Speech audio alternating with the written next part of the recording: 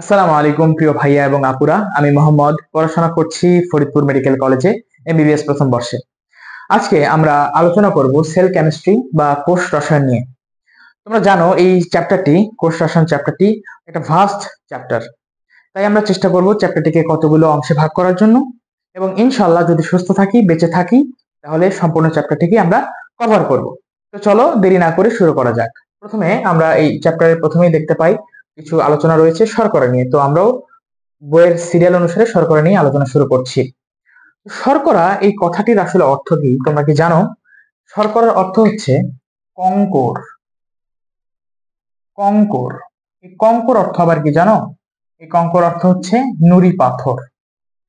নুড়ি পাথর। এরকম নামকরণের কারণ একটাই, সেটি হচ্ছে যে আমরা যে প্রথম শর্করাগুলোকে আবিষ্কার করেছিলাম বা বিজ্ঞানীরা করেছিলেন, সেগুলো এরকম দানা দানা দানা দানা ছিল। যেমন আমরা চিনির কথা বলতে পারি, দেখো চিনি দানা না, দানা দানা না। তেমনি এই প্রথম আবিষ্কৃত শর্করাগুলো ছিল দানাদার। এই কারণে এর নামকরণ হয়েছে শর্করা, যার অর্থ হচ্ছে কঙ্কর বা নুড়ি পাথর। এখন এই শর্করা আমরা চিনবো কিভাবে? শর্করা চেনার জন্য আমাদেরকে একটা ট্রিক আমরা ফলো করতে পারি, সেটা হচ্ছে নামের শেষে থাকবে হচ্ছে ওজ। যাই হোক, উদাহরণ যদি দিতে যাই তাহলে দেখো গ্লুকোজ, গ্লুকোজের কথা আমরা বলতে পারি। গ্লুকোজ, দেখো নামের শেষে ওজ রয়েছে, আশা করছি তোমরা দেখতে পাচ্ছ। আবার হতে পারে ফ্রুক্টোজ। ফ্রুক্টোজ, দেখো নামের শেষে ওজ রয়েছে। তাহলে আমরা বলতে পারি এগুলো সবই আসলে শর্করা। তো এখন শর্করার কিছু অন্য নাম রয়েছে, কিছু অল্টারনেটিভ কিছু নাম রয়েছে। সে নামগুলো কি কি? সে নামগুলো হতে পারে কার্বোহাইড্রেট। কার্বোহাইড্রেট, অনেকে সংক্ষেপে এটিকে কার্বো বলে থাকেন বা কার্বস, কার্বস বলেন, কার্বস। ওকে। আবার এই শর্করাকে আমরা সুগারও বলতে পারি। Sugar, sugar. তোমরা সকলেই জানো আশা করি যে সুগার অর্থ চিনি। তো এই কার্বোহাইড্রেটকে সুগারও বলা হয়। কেন সুগার বলা হয়? তার কারণ হচ্ছে যে তোমার সুগার গুলো আমরা জানি মিষ্টি, এবং এই শর্করা গুলো কিন্তু খেতে মিষ্টি হয়। তোমরা দেখবে যে প্রায়শই মানে যাদের ডায়াবেটিস আছে, তার যদি দেখো বলে যে আমার সুগার বেড়ে গেছে। কেন বলে? কারণ তার রক্তে শর্করা আসলে বেড়ে যায়। এই কারণেই তারা এই কথা বলে থাকেন। তাহলে শর্করার আমরা কিছু নাম দেখলাম: কার্বোহাইড্রেট, কার্বস, সুগার। এখন দেখো এই শর্করাকে কার্বোহাইড্রেট আমরা বলছি। এখানে যদি আমরা একটু লক্ষ্য করি তাহলে দেখো এই কার্বো দ্বারা বোঝাচ্ছি, কার্বো দ্বারা বোঝাচ্ছি কার্বন, এবং হাইড্রেট দ্বারা বোঝাচ্ছি, হাইড্রো অর্থ পানি, H2O। আচ্ছা, এই দুটোকে একটু পাশাপাশি লিখে দেখি, CH2O। তাহলে দেখো আমরা বলছি কার্বোহাইড্রেটের কার্বো অর্থ আমরা বোঝাচ্ছি কার্বন, আর হাইড্রেট দ্বারা বোঝাচ্ছি পানি। তাহলে এটি দুটোকে যদি আমরা পাশাপাশি লিখি, এরকম একটা জিনিস পাচ্ছি। এটি কিন্তু আসলে কার্বোহাইড্রেটের স্থূল সংকেত। কার্বোহাইড্রেট গুলোতে কার্বন, হাইড্রোজেন এবং অক্সিজেনের যে অনুপাত হয়, সেটি হয় 1:2:1। আশা করছি এটুকু বুঝতে পেরেছো। 1:2:1। আচ্ছা, এখন দেখো একটা যৌগকে আমরা কার্বোহাইড্রেট কখন বলবো, তার জন্য কিছু শর্ত রয়েছে। একটি শর্ত দেখো আমরা পেয়েছি, 1:2:1 হবে কার অনুপাত? কার্বন, হাইড্রোজেন এবং হচ্ছে অক্সিজেনের অনুপাত। Carbon is to hydrogen is to oxygen হবে কত? 1:2:1। এটা একটি শর্ত, যদিও এটি খুব গুরুত্বপূর্ণ কোনো শর্ত নয়, কারণ প্রায়শই এর ব্যতিক্রম আমরা দেখতে পাবো। আচ্ছা, যাই হোক, আরো কিছু শর্ত আমরা দেখতে পাচ্ছি। এখানে দেখো, এখানে কি হবে? এই যৌগগুলোতে একটি অ্যালডিহাইড গ্রুপ থাকবে, CHO, অথবা একটি কিটোন গ্রুপ থাকবে। ঠিক আছে। এবং আরেকটি ইম্পর্টেন্ট শর্ত, সেটি হচ্ছে এখানে দেখো তোমার এই যৌগগুলোতে 2 বা তার চেয়ে বেশি, 2 বা তার চেয়ে বেশি OH গ্রুপ থাকবে, অর্থাৎ হাইড্রোক্সি গ্রুপ থাকবে। এই জন্য দেখো, তাহলে আশা করছি বুঝতে পেরেছো যে শর্তের মধ্যে কি কি রয়েছে। কার্বন, হাইড্রোজেন, অক্সিজেনের অনুপাত হবে 1:2:1। এখানে অ্যালডিহাইড মূলক অথবা তোমার কিটোন মূলক থাকবে। OH মূলক বা তোমার ধরো এটাকে বলে হাইড্রোক্সি মূলক, হাইড্রোক্সি মূলকের সংখ্যা হবে 2 বা তার চেয়ে বেশি। এখন তোমরা যদি বই থেকে কার্বোহাইড্রেটের সংজ্ঞা পড়তে যাও, তোমরা দেখবে লেখা রয়েছে কার্বোহাইড্রেট হচ্ছে পলিহাইড্রক্সি অ্যালডিহাইড অথবা পলিহাইড্রক্সি কিটোন। কথাটা দ্বারা কি বোঝাচ্ছি দেখো, পলিহাইড্রক্সি মানে এসব যৌগতে একাধিক মানে বহু হাইড্রক্সি গ্রুপ থাকবে, আমরা শর্তের মধ্যে দিয়েছি, এবং বলা হচ্ছে এটি হচ্ছে একটি অ্যালডিহাইড হবে অথবা হবে একটি কিটোন। এই দেখো, এই যদি সিএইচও মূলক থাকে তাহলে আমরা যৌগটিকে বলবো অ্যালডিহাইড, যদি কিটোন মূলক থাকে বা কার্বনিল মূলক থাকে এটাকে আমরা বলবো হচ্ছে কি বলতো, কিটোন। ওকে, তাহলে এই যৌগগুলো হচ্ছে পলিহাইড্রক্সি, অর্থাৎ অনেকগুলো হাইড্রক্সি মূলক বা তোমার অ্যালকোহলি মূলক থাকবে, এবং এই যে এরা হচ্ছে অ্যালডিহাইড হবে অথবা কিটোন হবে। আশা করছি এটুকু তোমাদের ক্লিয়ার। তাহলে আমরা দেখছি শর্করা, শর্করা অর্থ বলেছি কঙ্কর অর্থাৎ নুড়ি পাথর। প্রথম আবিষ্কৃত শর্করাগুলো ছিল দানা দানা, এই জন্য এরকম নামকরণ।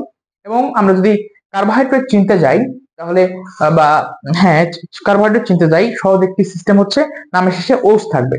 যেমন আমরা বলেছি, উদাহরণ দিয়েছি গ্লুকোজ, ফ্রুক্টোজ। ওকে ফাইন, এবং এর কিছু ভিন্ন নাম রয়েছে এখানে দেখতে পাচ্ছ লিখেছি, এবং একে কার্বোহাইড্রেট বলার কারণটা আমরা ব্যাখ্যা করেছি যে এই সকল যৌগে এই যে কার্বো দ্বারা কার্বন বোঝাচ্ছি, আর তোমার হাইড্রেট দ্বারা পানি বোঝাচ্ছি, যদি পাশাপাশি দেখি স্থূল সংকেতে পাচ্ছি। এই স্থূল সংকেত অনুসারে আসলে তোমার কার্বোহাইড্রেট যে যৌগগুলো তার অনেকগুলোই আসলে গঠিত হয়, ব্যতিক্রম রয়েছে। আচ্ছা যাই হোক, তাহলে এখানে কার্বন হাইড্রোজেন অক্সিজেন অনুপাত হচ্ছে 1:2:1। ওএইচ গ্রুপ বা হাইড্রোক্সি গ্রুপ থাকবে একাধিক, এবং একটি কিটোন অথবা একটি অ্যালডিহাইড গ্রুপ থাকবে। ঠিক আছে, আচ্ছা এখন এর কিছু ব্যতিক্রম আমরা দেখতে চাচ্ছি, যে এখানে আমরা দেখতে চাচ্ছি। আচ্ছা এটুকু আমরা একটু মুছে দিতে পারি। আচ্ছা, এই যে কার্বন হাইড্রোজেন অক্সিজেন অনুপাত 1:1, এর ব্যতিক্রম কোথায় আমরা দেখতে পাচ্ছি, একটি উদাহরণ আমরা দিতে পারি। যে দেখো, এই যৌগটিকে তোমরা আশা করছি তোমরা চিনো, এটি হচ্ছে ফরমালিন, একটা যৌগ। দেখো CH3COOH, অ্যাসিটিক অ্যাসিড। আচ্ছা এটা কি শর্করা? আমি তো বলছি অ্যাসিটিক অ্যাসিড, তাহলে একটি অ্যাসিড শর্করা হয় কিভাবে? তাহলে এখানে যদি আমরা কার্বন হাইড্রোজেন এবং অক্সিজেনের অনুপাত বিবেচনা করি, আমরা কিন্তু পাবো 1:2:1। প্রথম সূত্র মেনেছে, কিন্তু এখানে কি কোনো অ্যালডিহাইড মূলক আছে? নেই। তৃতীয় শর্ত, হাইড্রোক্সিল মূলক আছে একাধিক? নেই। এখানে তো তোমার এটা পুরোটা একটা মূলক, অর্থাৎ এটি একটি ফ্যাটি অ্যাসিড মূলক, কার্বক্সিলিক অ্যাসিড মূলক। তাহলে দ্বিতীয় শর্ত মানছে না, যেহেতু শুধু প্রথম শর্তটা মানছে, তৃতীয় এবং তৃতীয় শর্ত মানছে না, এটাকে আমরা কখনোই কার্বোহাইড্রেট বলতে পারবো না। সেম ক্ষেত্রে অ্যালডিহাইড, সেম ব্যাপার অ্যালডিহাইডের ক্ষেত্রেও। এখানে তোমার হাইড্রোজেন, কার্বন হাইড্রোজেন এবং অক্সিজেনের যে অনুপাত সেটি 1:1 হচ্ছে, কিন্তু সমস্যা হচ্ছে এর ভিতরে অ্যালডিহাইড মূলকও আছে, কিন্তু সমস্যা একাধিক ওএইচ মূলক নেই। এজন্য এটাকেও আমরা কি বলতে পারবো না। তোমরা জানো এটি ফরমালিন, এটিকে আমরা শর্করা কখনোই বলতে পারছি না। তাহলে এখান থেকে আমরা ডিসিশন নিতে পারি। ডিসিশন লিখে রাখবা, এখানে লিখে রাখো, খাতায় লিখে রাখো। A great decision in my life. In my life কি ডিসিশন নিলে? 1:2:1 দেখলেই শর্করা বলবো না, এটা হচ্ছে ডিসিশন আমাদের। তাহলে এটার গুরুত্ব হচ্ছে 1 স্টার। বাকি যে দুটো শর্ত, এই দুটো শর্তর গুরুত্ব হচ্ছে 3 স্টার। ওকে, অর্থাৎ তোমার কোন একটি যৌগে ধরো শুধু এই দুটো শর্ত ফলো করছে, আমরা শর্করা বলে দিব, কিন্তু এই দুটোর যে কোনো একটা মানছে না, যে কোনো একটা মানছে না কিন্তু এটা মানছে, শর্করা বলতে পারবো না। তার মানে এই দুটো হচ্ছে পাওয়ারফুল শর্ত, আর এর পাওয়ার কম। আশা করছি এটুকু ক্লিয়ার। তো চলো এবার আমরা দেখবো কার্বোহাইড্রেটের কিছু বৈশিষ্ট্য। কার্বোহাইড্রেটের কিছু বৈশিষ্ট্য এখানে আমি তোমাদেরকে আগে থেকে লিখে রেখেছি যাতে সময় কম লাগে। তো তোমরা এখানে দেখতে পাচ্ছ কার্বোহাইড্রেটের কিছু বৈশিষ্ট্য, চলো একটু ব্যাখ্যা করার চেষ্টা করি। দেখো প্রথম বৈশিষ্ট্য লেখা রয়েছে, কার্বোহাইড্রেট গুলো দানাদার, তন্তুময় এবং এগুলো পাউডার জাতীয় হতে পারে। আচ্ছা দেখো, দানাদার, যদি আমরা দানাদার মনে হলে কার কথা মনে হয় বলতো? চিনি। তাহলে চিনিকে আমি চিনি, রাইট? এই চিনিগুলো কেমন, তোমরা কি চিনিকে চিনো? এরকম কিন্তু দানাদার, দানা দানা হয়। আচ্ছা তন্তুময়, এটার উদাহরণ হিসেবে আমরা বলতে পারি সেলুলোজ। সেলুলোজ উদ্ভিদের যে তোমার বাকল রয়েছে, এই বাকলের মধ্যে সেলুলোজ গুলো থাকে, এগুলো এরকম তন্তুময় হয়ে থাকে। তন্তুময়, তন্তুময় মানে সুতার মতো। পাউডার জাতীয়, ধরো আমরা একটু চাল নিয়ে চালকে গুঁড়া করলাম, চালের গুঁড়া অর্থাৎ চালের যে পাউডার, এগুলো তো কার্বোহাইড্রেট, শিওর, এতে কোনো সন্দেহ নাই। এগুলো তার মানে কি চালের গুঁড়ি, যেহেতু পাউডার তাহলে শর্করাগুলো পাউডার জাতীয় হতে পারে, রাইট? আচ্ছা, এবার দেখো এরা মিষ্টি হতে পারে, স্বাদহীন। মিষ্টি বললে কার কথা মনে হয়? চিনি। তো চিনিকে আমরা কিন্তু আসলে আদর করে, একটু বায়োলজিতে আদর করে সুক্রোজ বলি, বুঝছো? সুক্রোজ, সুক্রোজ মনে রাখবে, মনে থাকবে ইনশাল্লাহ। আচ্ছা, এই চিনি হচ্ছে মিষ্টি একটি শর্করা। আবার স্বাধীন হতে পারে, যেমন ওই আবার সেলুলোজ, সেলুলোজ কোনো স্বাদ পাবে না সেলুলোজে, স্বাধীন। আচ্ছা, ঠিক আছে। এবার তাপ প্রয়োগে অঙ্গার। আচ্ছা, মনে করো একদিন তুমি ভাত রান্না করতে গিয়েছো, জীবনে ভাত রান্না করোনি, তুমি পানি না দিয়ে ভাত তুলে দিয়েছো, তাহলে কি হবে? কার্বোহাইড্রেট গুলো কি হবে? তাপ দিলে পুড়ে যাবে, তার মানে কি ছাই হয়ে যাবে। এই জন্য বলছি তাপ প্রয়োগে অঙ্গারে পরিণত হয় কার্বোহাইড্রেট গুলো, ওকে?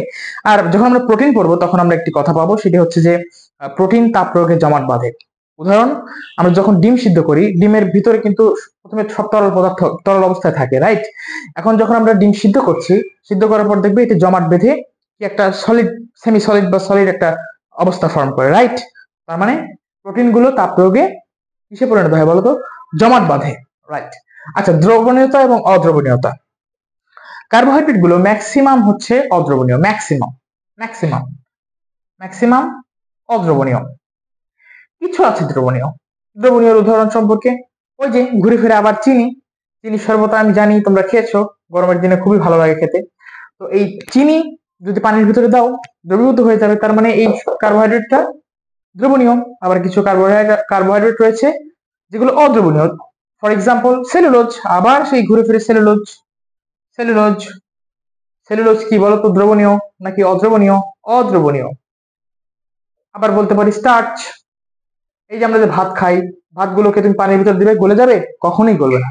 স্টার্চকে কিন্তু বাংলায় বলা হয় শ্বেত সার, শ্বেত সার। দেখো এরকম নামকরণের পিছনে কিন্তু কারণ রয়েছে। শ্বেত দ্বারা বোঝাচ্ছে আমরা সাদা, ভাত সাদা। সার দ্বারা বোঝাচ্ছে পুষ্টি। তাহলে এই ধরনের পদার্থ খেলে আমরা কি পাচ্ছি বলতো? পুষ্টি পাচ্ছি। নামের পিছনেও সুন্দর একটা রিজন রয়েছে। আচ্ছা, ঠিক আছে। এবার দেখো, আমরা যদি শর্করা, ধরো এখানে কিছু শর্করা নিয়েছি, এর উপর একটু অ্যাসিড দিলাম, তাহলে কি রিয়াকশন হবে? এই অ্যাসিডের মধ্যে তোমরা জানো যে অ্যাসিডের ভিতরে থাকে তোমার, এখানে দেখাচ্ছি কার্বক্সিলিক, কার্বক্সিলিক অ্যাসিড গ্রুপ। এবং এই শর্করার ভিতরে থাকে কি গ্রুপ বলতো? পলিহাইড্রোক্সি বলেছিলাম একটু আগে। তার মানে অনেকগুলো অ্যালকোহলীয় গ্রুপ থাকবে। এই দুটো গ্রুপের বিক্রিয়ায় ফর্ম হবে অ্যাস্টার। কি ফর্ম হবে বলতো? অ্যাস্টার, অ্যাস্টার, ওকে? অ্যাস্টার ফর্ম করবে, ঠিক আছে। এবার লাস্ট একটি বৈশিষ্ট্য, সেটি হচ্ছে আলোক সক্রিয়তা এবং আলোক সমানতা, ঠিক আছে? আমি একটু একটু ক্লিন করি এটা। আলোক সক্রিয়তা এবং আলোক সমানতা। আচ্ছা, তোমরা কি আলোক সমানতা জৈব যৌগ চ্যাপ্টারে পড়েছো? আচ্ছা, যদি না পড়ে থাকো কোনো অসুবিধা নেই। দেখো, ধরো এটি একটি পাত্র, একটি পাত্র। এই পাত্রের ভিতরে আমি কিছু ধরো শর্করা নিলাম। ফর এক্সাম্পল, ধরো তুমি কি নিলে বলো তো? গ্লুকোজের দ্রবণ নিলে, গ্লুকোজের দ্রবণ, গ্লুকোজের দ্রবণ, গ্লুকোজ একটু ইংলিশে লিখি সলিউশন, সলিউশন মানে দ্রবণ, ওকে? গ্লুকোজ সলিউশন আমরা নিলাম। এখন এর ভিতর দিয়ে যদি আমরা এক বর্ণীয় আলো দেই, এক বর্ণীয় আলো, ইংলিশে বলা হয় মনোক্রোমাটিক লাইট। তুমি এই টার্মটা শুনবে, জৈব জগতে শুনবে, ভয় পাবে না, ঠিক আছে?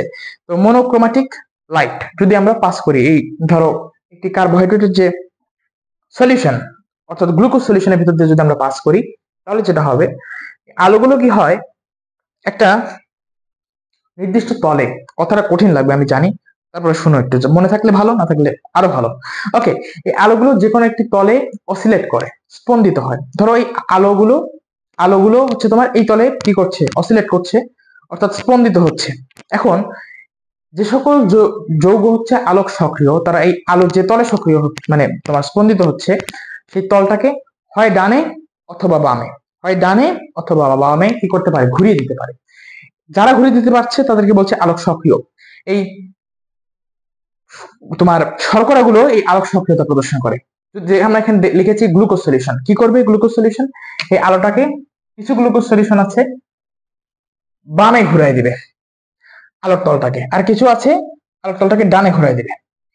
যে সকল তোমার গ্লুকোজ ডানে ঘুরে দিচ্ছে তাদেরকে আমরা বলি D glucose. D glucose, D for dextro rotatory. Dextro rotatory, dextro অর্থ ডান, মানে ডানে ঘুরাচ্ছে আর কি। আচ্ছা, আর যেগুলো হচ্ছে তোমার বামে ঘুরাচ্ছে তাদেরকে আমরা বলবো এল গ্লুকোজ। এল গ্লুকোজ অর্থাৎ লিভো রোটেটরি। নামটা বাদ দাও, বামাবর্তী মনে রাখো। লিভো মানে বাম, বামাবর্তী গ্লুকোজ। তারপরে ডানাবর্তী ডান দিকে ঘোরাচ্ছে, বামাবর্তী বাম দিকে ঘোরাচ্ছে। খুবই সহজ। আচ্ছা, এখন ধরো এটাও গ্লুকোজ, এটাও গ্লুকোজ, এদের সংকেত কি বলতো? গ্লুকোজের সংকেত কি? C6H12O6। কি ঠিক লিখেছি? মনে মনে তো হচ্ছে ঠিকই লিখেছি, অনেকদিন পরে না তো, যাই হোক। C6H12O6। তো এটার সংকেত ওইটা, এটার সংকেত ওইটা, অর্থাৎ কি এদের আণবিক সংকেত সেম। কিন্তু দেখো, আলোর একটা বৈশিষ্ট্যের ক্ষেত্রে এরা ভিন্ন, মানে আলোর প্রতি এদের যে তোমার সাড়া দেওয়ার প্রক্রিয়া ভিন্ন। একটা ডানে ঘোরায় আলোকে, একটা বামে ঘোরায়, একটা ডানে একটা বামে। তাহলে এরা যেহেতু আণবিক সংকেত এক, তাই এদেরকে আমরা বলছি সমাণু। কেমন সমাণু? যেহেতু আলোর একটা বৈশিষ্ট্যের উপর ডিপেন্ড করে আমরা এদেরকে পার্থক্য করছি, এদেরকে বলছি আমরা আলোক সমাণু। ঠিক আছে, তাহলে আমরা কি বলতে পারছি? শর্করাগুলো কি হয়? আলোক সক্রিয়তা প্রদর্শন করে, পাশাপাশি এরা আলোক সমানুতা প্রদর্শন করে। ওকে, আলোর প্রতি এরা সক্রিয় এবং এরা আলোক সমানুতা প্রদর্শন করে। তো আজকে এতটুকুই শর্করা আমরা শুরু করলাম। শর্করার কিছু বেসিক আলোচনা হয়েছে এবং বৈশিষ্ট্য আলোচনা করেছি। নেক্সট ভিডিওতে আমরা আলোচনা করব শর্করার কাজ। তোমরা আমার জন্য দোয়া করবে যাতে আমরা ভিডিওগুলো কন্টিনিউ করতে পারি। অনেক অনেক শুভকামনা এবং ধন্যবাদ জানিয়ে শেষ করছি আজকের ভিডিও। আসসালামু আলাইকুম ওয়া রাহমাতুল্লাহি ওয়া বারাকাতুহু।